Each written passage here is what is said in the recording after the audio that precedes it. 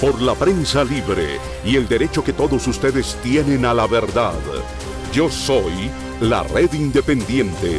Presenta Noticias 1 con Gerson Caucha. Cordial saludo, feliz 2025 para todos y bienvenidos a este especial con los mejores deportes que nos dejó el año 2024. Soy Gerson Caucha, hoy vamos a recordar y analizar las selecciones Colombia masculina y femeninas, el título histórico del Atlético Bucaramanga, la temporada de David Alonso y los Juegos Olímpicos y Paralímpicos de París 2024. Iniciamos con la selección Colombia de mayores, que luego de 23 años disputó la final de la Copa América de la mano de un James Rodríguez que volvió a ser el líder futbolístico de la tricolor, que esta vez orientada por Néstor Lorenzo volvió a unir en torno de un equipo al país, que en la eliminatoria, hablamos de nuestra selección Colombia, tuvo el cierre de año que tal vez no se esperaba. Por esa razón, para ahondar en este tema, saludamos a Teo González, periodista deportivo de ESPN, quien nos acompaña para analizar lo que fue la selección. Bienvenido, Teo.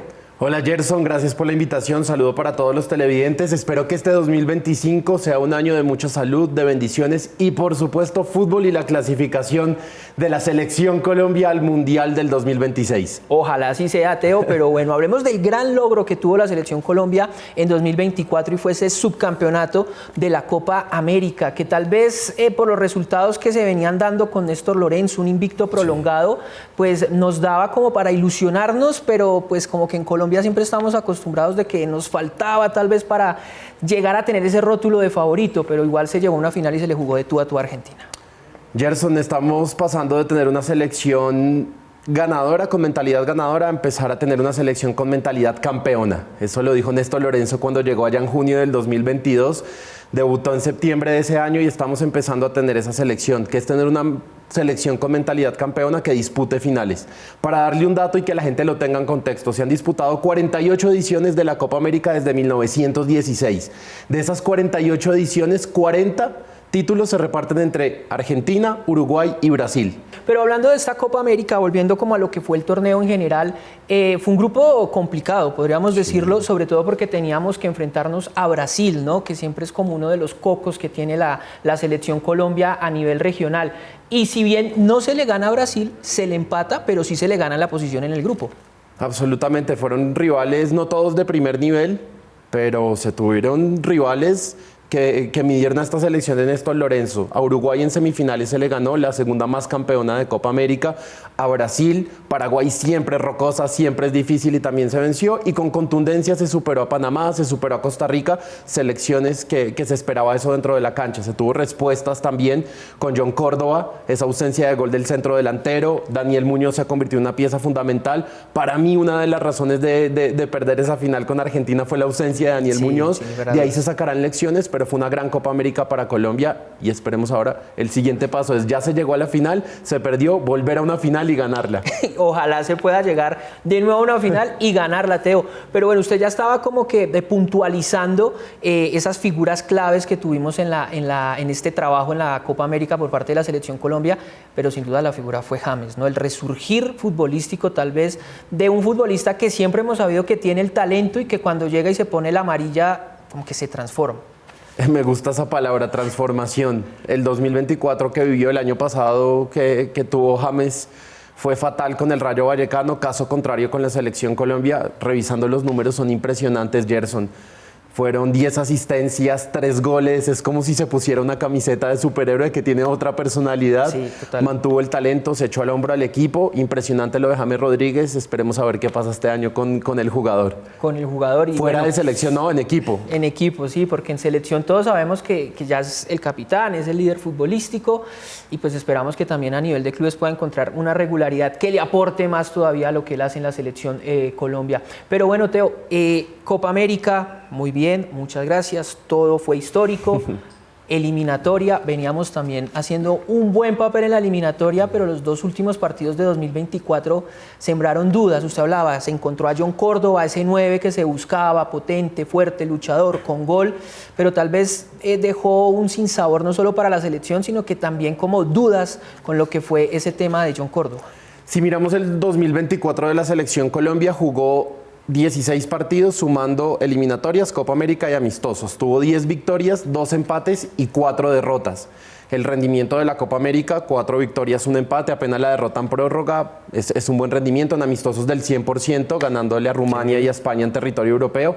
Y ahora, ¿dónde está el pero? Si queremos buscarlo para Néstor Lorenzo. 38% de rendimiento en las eliminatorias este año. De los últimos 4 partidos, 3 derrotas y apenas 1 victoria. De esas 3 derrotas, 1 en Barranquilla, dolorosa. Sí. La del Alto podemos decir que está dentro de las cuentas. En Montevideo solamente se ha ganado 1 vez en la historia de las eliminatorias, pero ahí el descuadre estuvo frente a Ecuador. Hay que sacar lecciones, no dilapidar a jugadores, no dilapidar el proceso. Total. En este momento la selección Colombia está en zona de clasificación directa y ese es el objetivo, entrar al Mundial de Estados Unidos, Canadá y México. Colombia lo está cumpliendo, el tema es que corregir, que revisar y que pongamos los pies en la tierra para este 2025, para los 6 partidos que quedan. Colombia es una selección que está en segundo orden, detrás de Argentina, Brasil y Uruguay, que tiene la capacidad y tiene la nómina para pelear por la eliminatoria y terminar como cabeza de las eliminatorias. Está perfecto, y llegar como una cabeza de grupo al Mundial.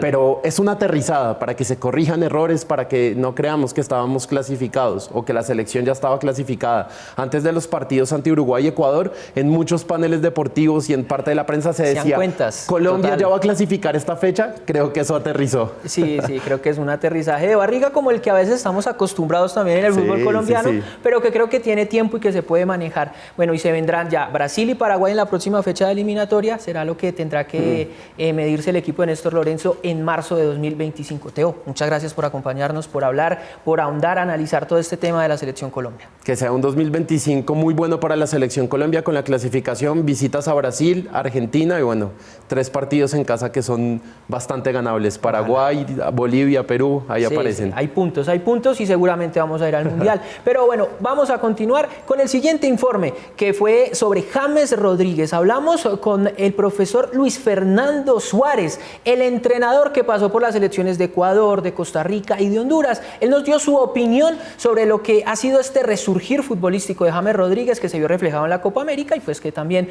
ha influido en el desarrollo de la tricolor en la eliminatoria.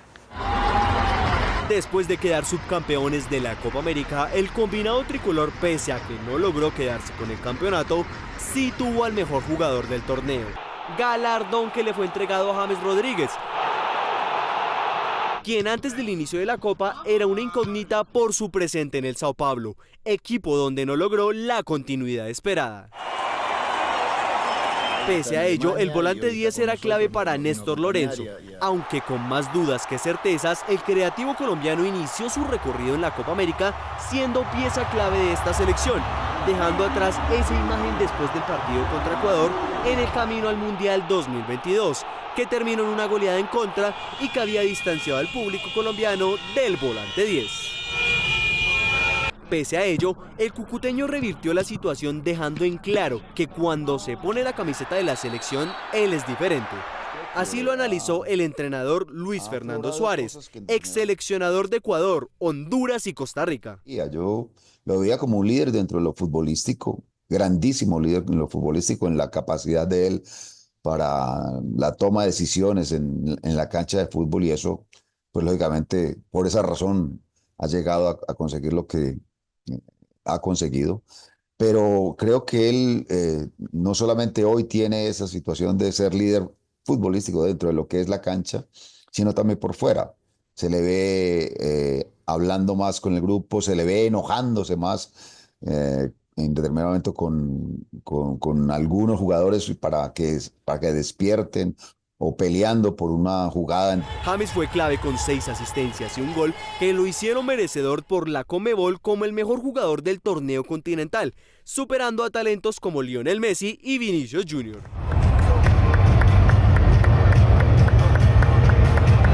Aunque el resultado para la selección Colombia no fue el ideal, la confianza que le dio Néstor Lorenzo le permitió ser el gran artífice de su nuevo renacer. Pese a que en clubes el volante cucuteño no ha tenido la regularidad deseada, fue pilar fundamental en cada uno de los encuentros que llevó a esta selección Colombia a soñar con su segunda Copa América, siendo así la pieza clave en un esquema que giró en torno al 10 colombiano. Y luego de analizar la selección masculina, pasamos a hablar de la femenina, un equipo que en 2024 tuvo un gran reto y que alcanzó una presentación histórica en los Juegos Olímpicos de París. Y para ahondar en este tema, tenemos a Miriam Guerrero, la primera capitana en la historia de la selección Colombia femenina. Miriam, gracias por aceptar la invitación y bienvenida a Noticias 1. Muchísimas gracias, Gerson. Un saludo muy especial a todos. Es un privilegio para mí siempre estar hablando de fútbol femenino y mucho más de nuestras selecciones. Y precisamente hablemos de esta selección que dirige Angelo Marsiglia, Miriam, porque llega a unos Juegos Olímpicos con bastantes expectativas luego de lo que fue una muy buena Copa del Mundo, y de cierta manera esas expectativas se cumplen porque nos enfrentamos a potencias del mundo y llegamos a una instancia en la que nunca habíamos estado antes. Sí, realmente Colombia hace historia, el proceso se viene manejando bien desde años atrás y este 2024 fue para Colombia, digamos que el cierre de un proceso extraordinario con Copa América, con Mundial de Fútbol y, como dice Gerson, esa actuación histórica de llegar a unos cuartos de final por primera vez en la historia del fútbol colombiano. Bueno, y yo creo que nos queda tal vez a todos en la retina lo que fue ese último partido de cuartos de final, ¿no? Que era contra las vigentes campeonas del mundo, España, y que se definió en los penaltis. Miriam, queda un poquito ese sinsabor porque tuvimos una ventaja de 2 goles arriba y lamentablemente se nos esfumó de las manos esa posibilidad de estar en las semifinales del torneo olímpico. Sí, el fútbol, esa es la magia del fútbol, justamente, que no está nada dicho, no hay nada establecido, fuimos superiores en gran parte del juego, pero en el fútbol como en la vida los errores cuestan y nos costó ese empate para llegar a la definición de los cobros de punto penal, que nos sorprendió a todos también de igual manera, porque nunca pensamos que fuésemos a errar tanto y que íbamos a quedar en esta instancia de los Olímpicos. Bueno, y además que nos dejó, yo creo que la consolidación de Mayra Ramírez, ¿no? Como ya gran figura de la selección, y yo me atrevo a decir que la aparición de Manuela Pavi, también como una jugadora que puede llegar a aportar en ofensiva.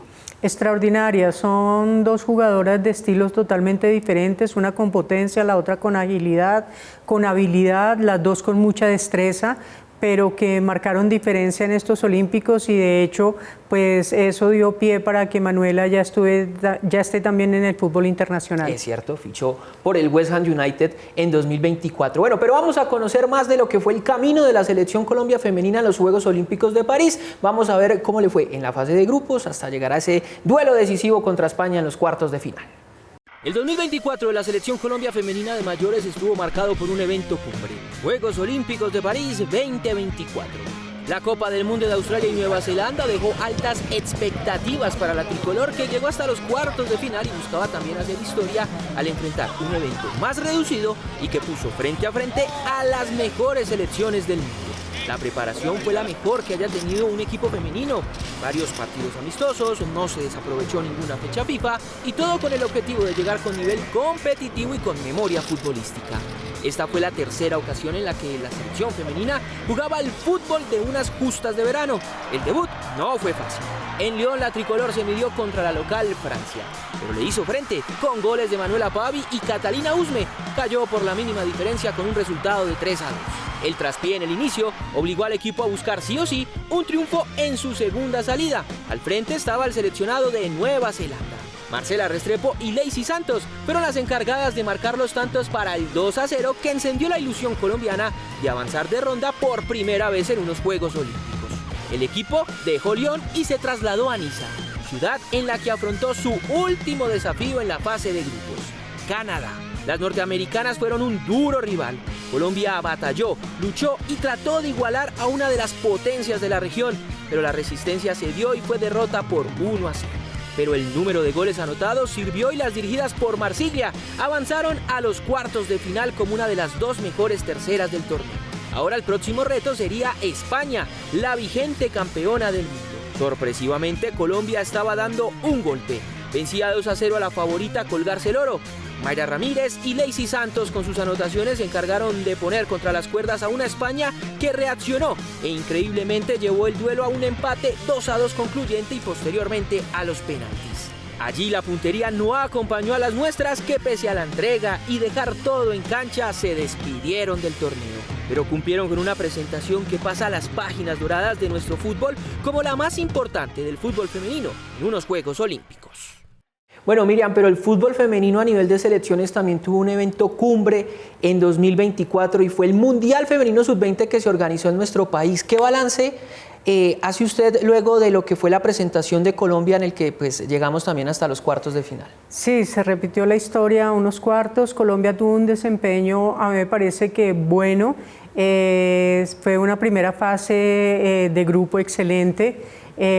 Hicimos lo que nos correspondía en octavos de final y ya en cuartos pues vuelve y nos sucede lo mismo, ¿no? Vamos adelante, vamos con ventaja y esas equivocaciones momentáneas permiten que Países Bajos nos empaten y vayamos a la definición de los puntos del punto penal. Y también en esta oportunidad todos nos esperábamos menos que tuviésemos tantas fallas en esos cobros. Bueno, y yo creo que algo que nos queda claro de este Mundial Sub-20, Miriam, es que hay recambio generacional, ¿no? Hay un recambio generacional y eso también se está viendo reflejado en el equipo de mayores porque futbolistas que estuvieron en ese proceso del Mundial Sub-20 ya también pues han sido llamadas por Angelo Marsiglia al ciclo de las selecciones masculinas de mayores. Sí, eso va dentro de los procesos, Gerson. Todo va evolucionando, todo va cambiando. Para nadie es un secreto que ya las jugadoras que son referentes van cumpliendo su ciclo y es necesario que ellas dejen ese legado, esa experiencia y esa cuota de marcar la diferencia en las nuevas generaciones y a bien está esa amalgama que se está haciendo porque las niñas que llegan nuevas ya tienen un recorrido extraordinario, no es que llegaron de su club a selección, sino que ya han venido de las selecciones menores sub-15, sub-17, sub-20 y eso les da un bagaje extraordinario que en complemento con lo que puedan adquirir y la experiencia que puedan tener con las mayores, pues va a hacer que Colombia siga siendo una potencia no solamente a nivel suramericano, sino quizás a nivel mundial. Eso es cierto, Miriam. Bueno, Miriam, le quiero agradecer el tiempo, la disposición, por habernos acompañado acá en Noticias 1 y por haber analizado las selecciones Colombia femeninas, pues que lo hicieron muy bien en 2024. No, gracias a ustedes, gracias a todos los medios que siempre se preocupan por el fútbol femenino y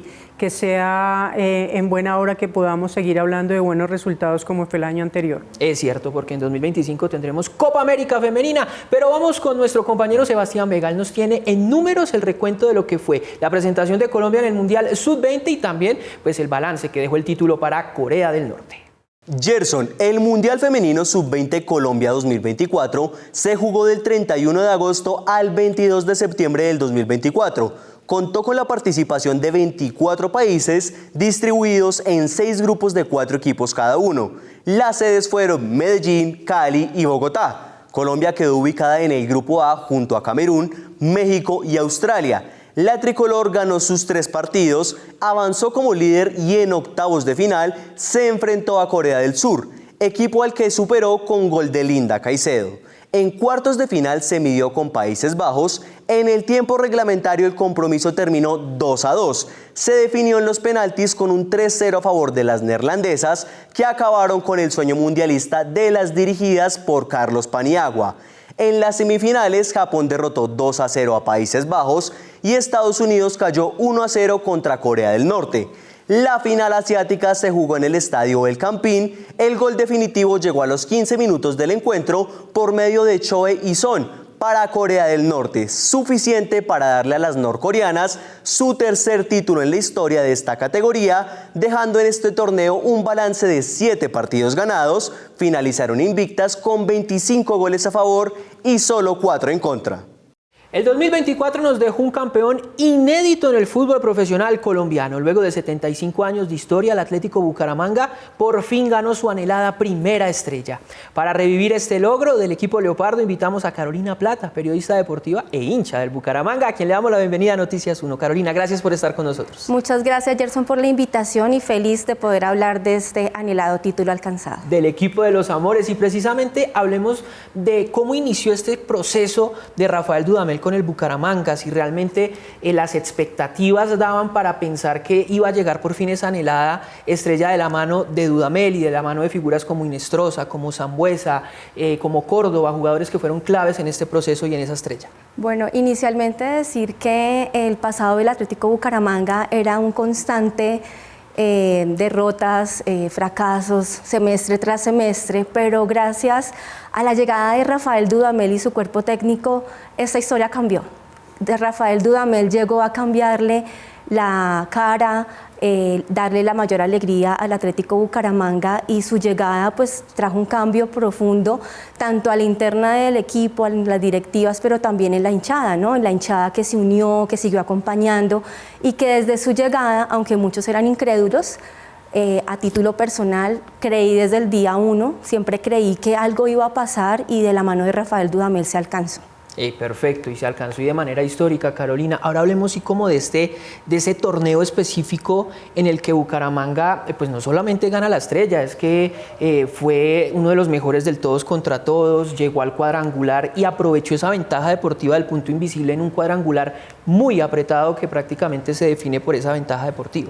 Bastante apretado, pero creo que la campaña empezó a marcar una ascendencia o algo evolutivo dentro de lo que empezó a hacer Dudamel en el equipo, ¿no? Porque fue ir partido tras partido, empezaron perdiendo el primer partido frente a Junior, pero se empezó a ver cómo se consolidó un equipo tan unido, tan familiar, tan conectado con la idea de Rafael Dudamel, que le cambió el ADN totalmente en la mentalidad, en esa dedicación y en esa manera como le fue dando a los jugadores que para muchos en Colombia, del fútbol profesional colombiano, pues tal vez ya eran carreras ya desechados de otros equipos, y con Rafael Dudamel, que les dio la oportunidad, pues pudieron resucitar sus carreras y hacer historia con el equipo Leopardo. Bueno, y precisamente vamos a revivir ese momento clave, o esos momentos claves de lo que fue esa obtención de la estrella, y fue esa final contra Independiente Santa Fe, que arrancó en Bucaramanga y finalizó en Bogotá, con la alegría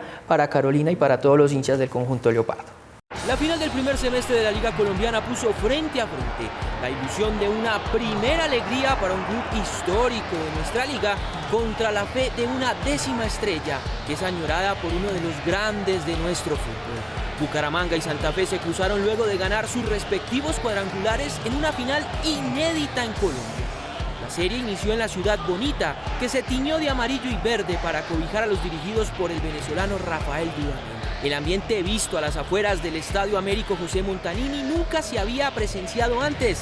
Banderas, cornetas, cantos, pólvora y un mar humano auriverde encendió el previo de lo que sería una noche histórica para esta afición, que se unió bajo un lema: soñemos juntos.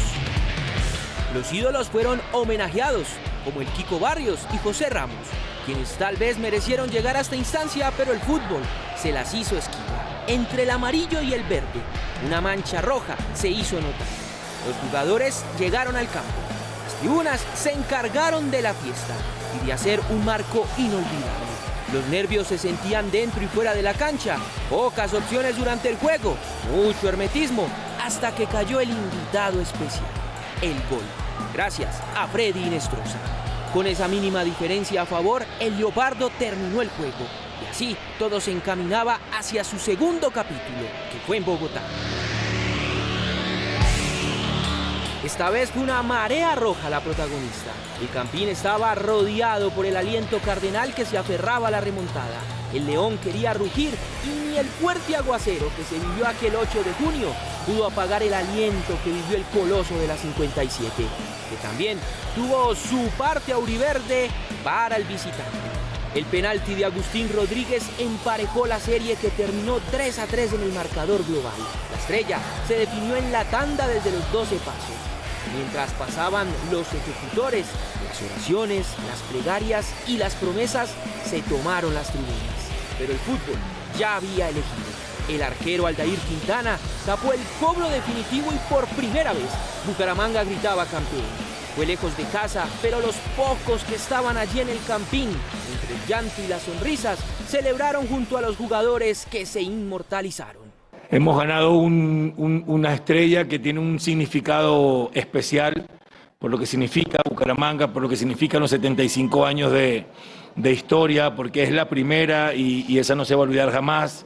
Seguro que van a llegar muchas otras, pero esta que acaba esa larga sequía de tanta historia, de tanta adversidad, estos muchachos le han hecho sentir un gran orgullo a toda la región de Santander. Una final apasionante que premió a los amantes del fútbol y obviamente a los seguidores del Atlético Bucaramanga. Esperan cumplir con un muy buen papel en la próxima Copa Libertadores. Bueno, Carolina, a título personal, ¿cómo recuerda usted ese momento específico en el que pudo gritar campeones? Todavía lo estoy viviendo realmente, o sea, todavía me siento campeona, todavía recuerdo esos momentos tan inolvidables que vivimos tanto en el estadio de mi ciudad como aquí en el estadio El Campín, y creo que la primera estrella jamás se va a olvidar. Jamás se va a olvidar. Bueno, y hablando precisamente de las celebraciones, también tenemos preparado un informe en el que vamos a recordar cómo celebraron los hinchas del Bucaramanga a las afueras del Campín la obtención de su primera estrella y pues también cómo sufrieron los de Santa Fe luego de esa derrota en la final del fútbol profesional colombiano del primer semestre de 2024. Una gitana loca tiró la carta.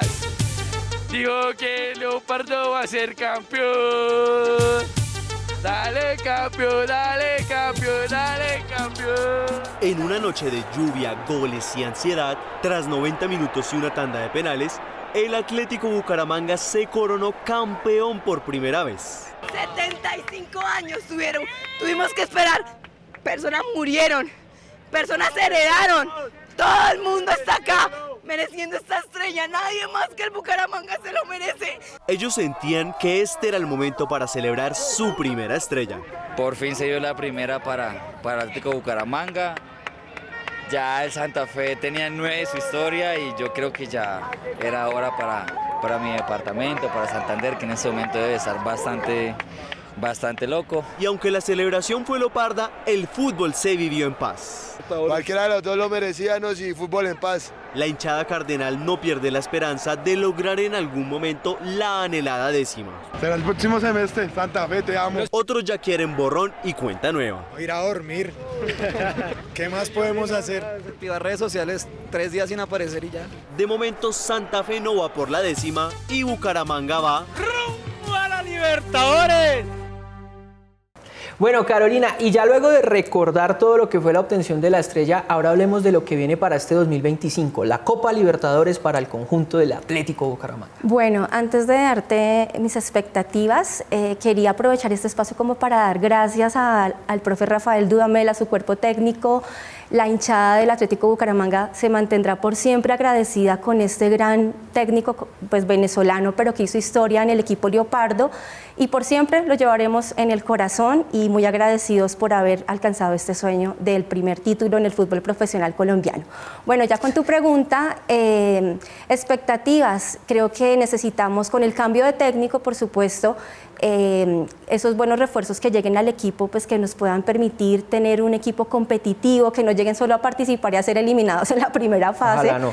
Sino que puedan hacer una gran presentación, y creo que como hinchada del Atlético Bucaramanga, pues la hinchada va a ir a acompañar a Bolivia, a Brasil, Argentina, donde bueno, sea. esperamos a donde sea, la hinchada del más aguante va a estar acompañando a Atlético Bucaramanga y esperamos que dejen alto, bueno, el fútbol de Colombia a nivel internacional. Ojalá, porque nos ha ido un poco mal en los últimos años en los torneos internacionales a nivel de clubes. Y bueno, le deseamos toda la suerte al Bucaramanga. Carolina, gracias por acompañarnos y por revivir todo lo que fue esta primera estrella del Atlético Bucaramanga. Gracias a ti, Gerson. Esto es un triunfo inolvidable. Bueno, y nosotros los invitamos para que sigan conectados aquí en Noticias 1. Vamos a una pausa, pero al regreso en este especial de lo mejor del deporte en 2024 vamos a hablar de David Alonso, el piloto colombiano que nació en España y que ganó el Mundial de Moto 3, eso sí, dejando todos los récords posibles. Ya regresamos, este es Noticias 1, la red independiente.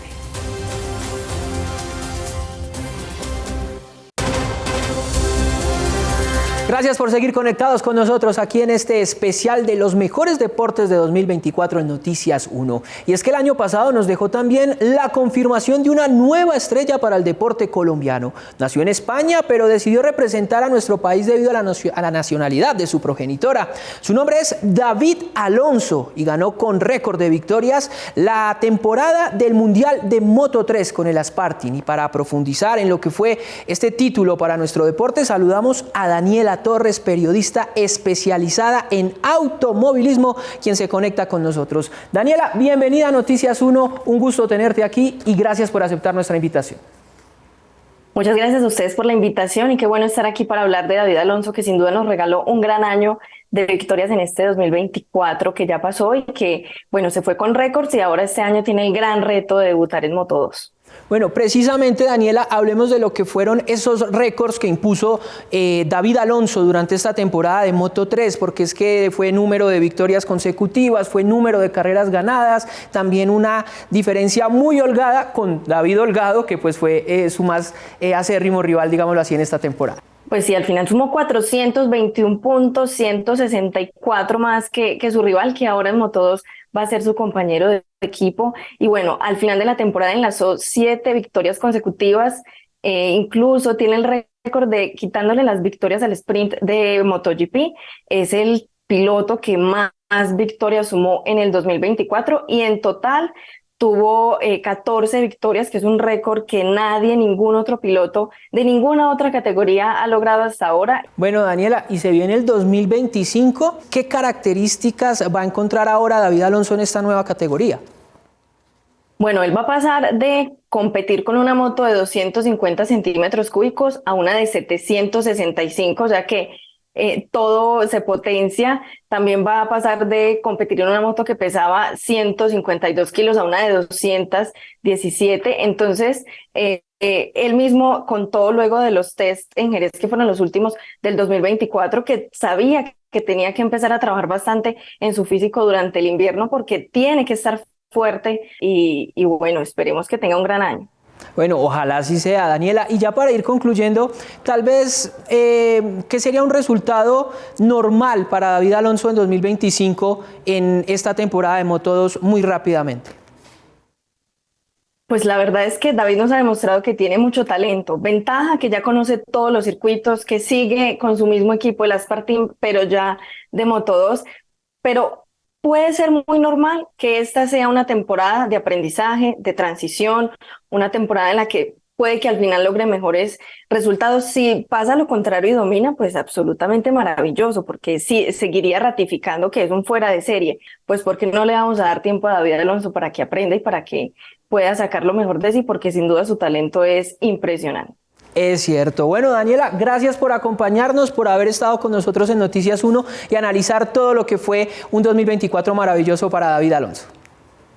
Gracias a ustedes por la invitación y bueno, invitados a que sigan su trayectoria porque David Alonso nos ha dejado la bandera de Colombia en lo más alto y seguramente lo va a poder seguir haciendo. Y qué mejor que los colombianos estemos ahí para apoyarlo, ya que él ha decidido correr por Colombia. Así es, él lo decidió y precisamente hablando sobre David Alonso, nosotros en Noticias 1 tuvimos el privilegio de ser el primer medio que lo entrevistó para Colombia. Él habló sobre lo que en su momento era la temporada, pero nosotros decidimos rescatar lo de la intimidad, lo que describe y define a David Alonso, el piloto campeón de Moto 3 que ahora va para Moto 2.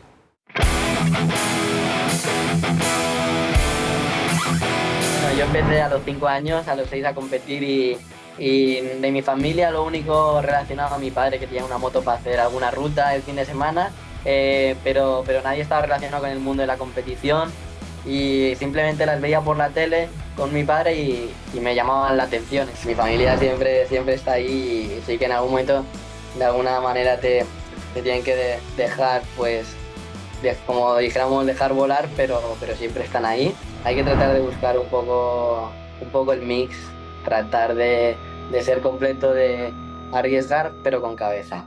Y seguimos con más información de interés en este especial con los mejores deportes de 2024. Por medio de la inteligencia artificial, IBM y la Asociación de Tenis de Estados Unidos desarrollaron un sistema de análisis de datos llamado IBM Slam Tracker. el cual le permite a los espectadores tener los análisis de rendimiento del jugador, la fuerza del golpe y los registros históricos que permiten predecir el posible ganador de una partida. Este sistema, que usa la tecnología Watson de IBM, ha sido entrenado para torneos como Wimbledon, siendo más eficaz que la transcripción manual de estadísticas de cada jugador.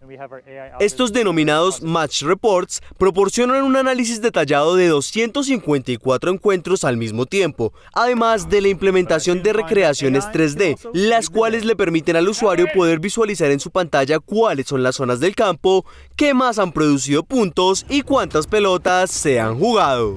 El evento principal, tal vez, que tuvo el 2024 en materia deportiva fueron los Juegos Olímpicos de París 2024. Allí Colombia llegó con 87 deportistas que ganaron 4 medallas. 3 de plata. La halterofilia aportó con Jason López en la categoría de los 89 kilogramos y con Marileivis Sánchez en la de los 71 kilogramos femeninos. En la gimnasia, Ángel Baraja se reportó con una plata en la barra fija de la gimnasia artística, pero también tuvimos un bronce que llegó en la lucha con Tatiana Rentería en la categoría de los 76 kilogramos. El país también recibió 14 diplomas olímpicos que se distribuyeron de la siguiente manera: 3 en boxeo, 3 en atletismo, 2 en ciclismo de pista, 1 en BMX freestyle, 1 en BMX carreras, otro en fútbol femenino, la gimnasia artística trampolín también dejó un diploma, la natación elevada a 3 metros también 1 y la halterofilia finalmente aportó el último. Todo para que Colombia ocupara la casilla número 66 en la tabla de medallería. Pero hablamos más de los olímpicos, exactamente de Marileivis Sánchez. Fue una de las 4 deportistas que ganó presea en estos Juegos Olímpicos de París para Colombia en 2024. Ella habló para Noticias 1 sobre su camino al podio y habló con Sebastián Vega. Gerson, Marileivis Sánchez le dio a Colombia su medalla olímpica número 11 en la halterofilia. La preparación para subir al podio de París 2024 la alternó con sus labores de madre de familia y ella está a la espera de que se definan las nuevas categorías para conocer si le será posible competir en las justas de Los Ángeles 2028. La pesista colombiana, que compitió en la categoría de los 71 kilogramos y que después de una ardua preparación junto a su entrenador Luis Arrieta, logró llegar al podio de la cita orbital más importante a nivel deportivo. Ella pues estaba muy enfocada y siempre quiso estar en el podio olímpico. Me dijo: profe, trabajemos para estar en el podio en mar, y lo estamos haciendo. Pese a que Marileivis era la mayor del grupo, la ilusión de la medalla olímpica estaba intacta, pero para lograrla el camino no fue sencillo. Haber dejado de lado mi familia, mi hijo, pues es algo que para mí fue un poco difícil. Marileivis se impuso frente a rivales que en el papel eran favoritas frente a ella, pero con 112 kilos en arranque y 145 kilos en envión, se aseguró la medalla de plata para un total de 257 kilogramos. Todavía me erizo la piel de saber que ya la de bronce estaba asegurada, pero que él dijo: no, vamos a buscar la medalla de plata, que es la que... Yo dije: listo, profe. Para la pesista colombiana es un momento que no olvidará por los sacrificios y la importancia de estar entre las 3 mejores del mundo en su primera participación en unos Juegos Olímpicos. La halterofilia es la disciplina que más medallas olímpicas ha aportado el país. Uno de los artífices de la preparación de estos deportistas es Luis Arrieta, entrenador de los últimos medallistas olímpicos en el levantamiento de pesas con Marileivis Sánchez y Jason López. El levantamiento de pesas es el deporte que por 7 ediciones consecutivas en los Juegos Olímpicos nos ha entregado medallas. Bueno, sin problema alguno. Luego de las justas de Tokio, Luis Arrieta asumió como entrenador del equipo nacional de halterofilia, con el objetivo de mantener y continuar un legado histórico para el país. Desde el primer momento en que nos bajamos de la tarima de Tokio, enseguida se proyectaron los atletas que iban a participar en Juegos Olímpicos de París 2024. Así inició un ciclo de trabajo para construir a los recientes medallistas olímpicos. Sabemos que tuvimos diferentes dificultades, pero en la preparación tanto nacional como internacional, pero Aún así, los atletas respondieron a esto. Además de Mary Leibis, Jason López fue el otro atleta que subió al podio de París por este deporte. Jason López siempre pensaba en una medalla olímpica, siempre sabíamos que teníamos contrincantes muy fuertes. Él venía de registrar récord mundial en el arranque y llegó a las justas con una molestia en su espalda, pero no fue impedimento para colgarse el metal de plata en la categoría de los 89 kilogramos. La idea es que todo lo que se les diga en ese momento es positivo. Con Mary Leibis, por ejemplo, y con Jason López son atletas excepcionales mentalmente, en donde tenemos que tener muy en cuenta ese tipo de frases, que todo sea positivo para que ellos afronten pues la competencia de la mejor manera. Desde ya, Luis Arrieta trabaja para proyectar al equipo que buscará en Los Ángeles 2028 mantener la costumbre de ganar medallas en el levantamiento de pesas. Los Juegos Paralímpicos de París fueron también históricos para Colombia, ganando 28 medallas que se distribuyeron en 7 oros, 7 platas y 14 bronces, el mayor número para una delegación nacional. Una de las paratletas que subió al podio fue Paula Osa, quien perdió una de sus piernas hace 10 años y se convirtió en la primera mujer que ganó una medalla para Colombia en el ciclismo de unos Juegos Paralímpicos. Paula Osa, una de las 28 medallistas paralímpicas que llevaron a Colombia a su mejor participación en París 2024, con tenacidad y dedicación se llevó el bronce en los Juegos Paralímpicos en paracycling.